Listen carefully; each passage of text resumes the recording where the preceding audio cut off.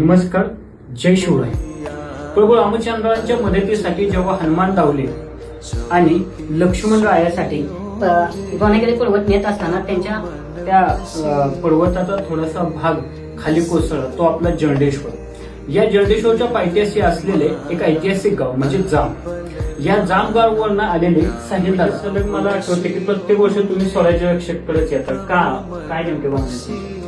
स्वराज्य रक्षक ध्वजची क्वालिटी आम्हाला आवडलेली आहे, कारण तुमचा ध्वज फार काळ टिकतो आणि तुमच्या ध्वजाची जे कापड आहे ना ते क्वालिटी चांगली आहे. इतके दिवसाचा असा काही वेगळा अनुभव तुम्हाला ध्वज फाटलाय किंवा काय स्वराज्य असं तर नाही, फार काळ टिकला तुमचा ध्वज. जय शिवराय. जय